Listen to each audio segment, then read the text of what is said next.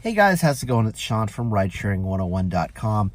Please check out the website, links to the Facebook group, links to the YouTube channel, short stories about some of the more interesting passengers that I've picked up. In addition, I have the ebook and some t-shirts for sale. Now, today on the daily vlog, I'm going to talk about sort of what makes up or what makes a San Franciscan a San Franciscan. And a lot of people ask me, oh, so do you live here? Do you drive here? Where are you from? Are you from San Francisco?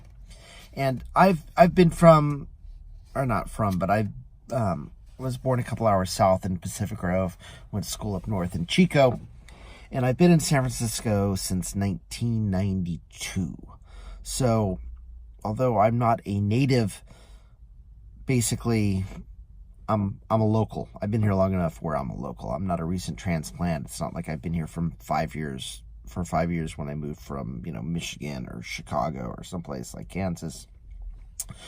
And occasionally I will meet somebody that's a native. And the natives are really, really rare.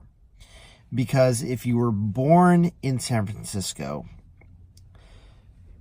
and you've been here all your life, you're probably still in your early 20s, no more than 25, and you're probably living at home because that's the only way you can afford to live here.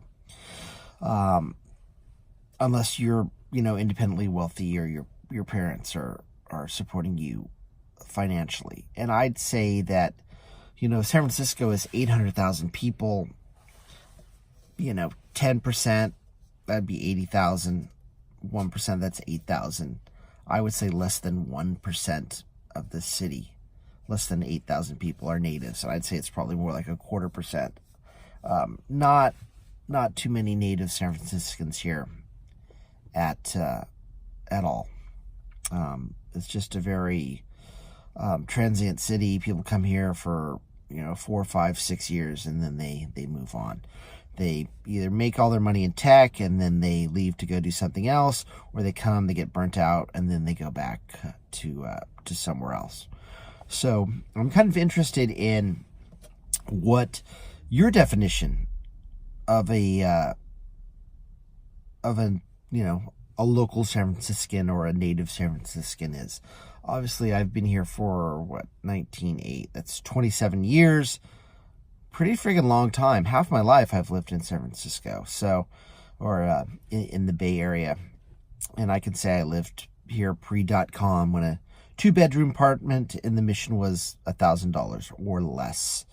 And I still cry sometimes when I think about my first apartment with my ex-girlfriend, and I was paying $895 for a 2-bedroom apartment in the Mission with a fireplace, one of those doors with the arm on the side. Oops, I'll do the hand motion. Had the arm where it would open the front door from the top of the stairs. Really ugly green carpet, and a living room so big you could do cartwheels. My girlfriend at the time would do 2 or 3. Yeah. Oh, and a backyard, 100 square feet. Grew vegetables. Yep. Those were the days. I think now the same place is going for $4,000 or $5,000. So it's, I'd laugh. I'd cry. I try not to think about it. It's depressing. Anyway, the good old days. There still wasn't parking back then either. So what are you going to do? I live in the suburbs now. But I digress. Sorry about the trip down memory lane. But what makes a local? What do you think the difference is between a local transplant? Do you have any thoughts? Do you care? It is a conversation that comes up. People are like, oh, you from here? And it's like, well, I've been here since 92. It's like, oh, hey, you're a local. And then that's usually when people ask, so what do you do? What do you recommend? Where would you go? Should I go to Coit Tower or, get on a trolley? Or I usually send people to Fort Point, which is at the end of the marina, and it's this old army fort from, I think, like the 1800s. And it's pretty unremarkable. It's like a 2 or 3 story thing. Complete, no roof, wide open to the elements.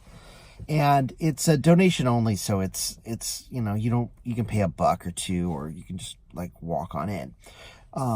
It's not very remarkable, except for one thing, which is basically it's at the base of the Golden Gate Bridge.